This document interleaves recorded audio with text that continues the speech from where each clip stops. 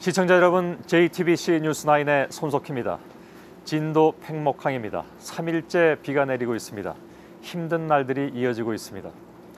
어제 막내 아드님에 대한 애끓는 심정을 눈물로 토로하셨던 이호진 씨가 오늘 다시 찾아오셔서 말씀하시기를 그렇게 다 얘기하고 나니까 그래도 위안이 됐다고 하셨습니다.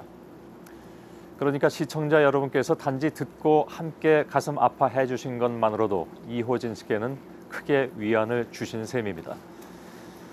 자, 오늘 저희들이 전해드릴 주요 내용 가운데는 매우 엄중한 내용이 있습니다.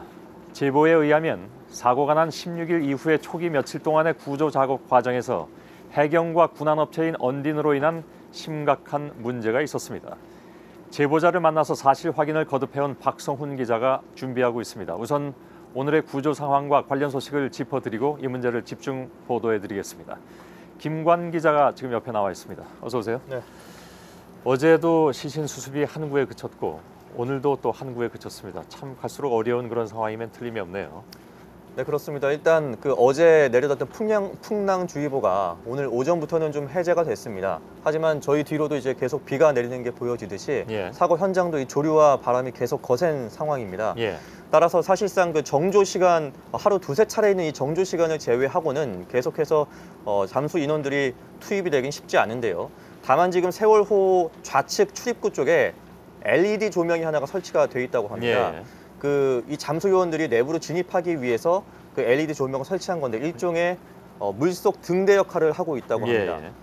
이 LED 조명 덕분인지 일단 오늘 오후 들어서는 그래도 희생자 1명을 추가로 수습을 했습니다. 따라서 현재까지 사망자는 189명, 그리고 실종자는 113명입니다. 문제는 내일부터 다시 대조기가 찾아온다는 건데요. 평소보다 이 조류가 30~40% 세집니다. 아, 그런가요? 네, 그렇기 때문에 앞으로 3~4일 동안은 더더욱 이 구조 작업이 좀 난항을 겪지 않을까 우려가 되는 부분입니다. 해외 구조 전문가들이 어제 도착했다고 들었는데 뭐 안을 좀 제시한 게 있습니까? 어떻습니까?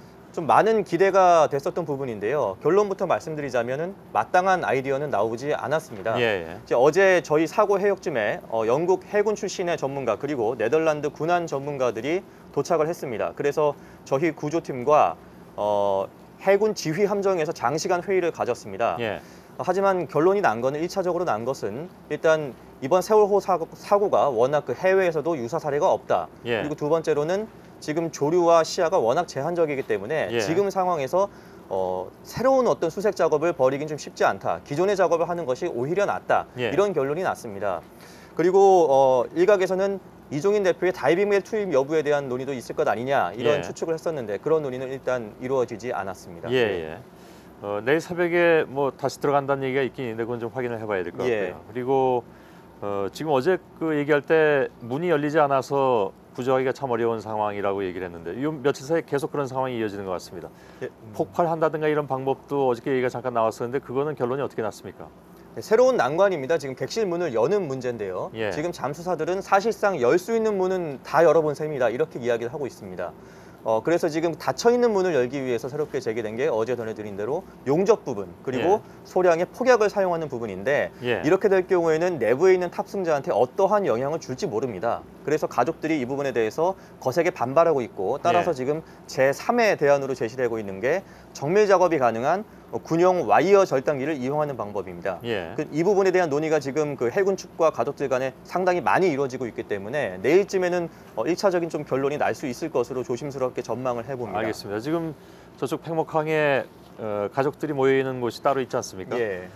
굉장히 편찮으신 분들이 많이 늘어나고 있다고 하던데 그런가요? 이제 거의 사고 2주째 다 돼가다 보니까 기다리시는 분들도 많이 좀 지쳐 계십니다. 대부분 이제 탈진 혹은 감기 증상을 호소하시면서 치료를 받으시는 분들이 많이 계신데 이곳 팽목항에는 현장 진료소가 3곳이 지금 나와 있습니다. 그런데 점점 이제 이상 증세를 호소하시는 분들이 늘어나면서 현재까지 총 1,400명 가까운 분들이 치료를 받으셨습니다. 하루 평균 100명 넘는 분이 지금 진료를 받고 계십니다. 알겠습니다. 김관 기자로부터 들었습니다. 수고했습니다.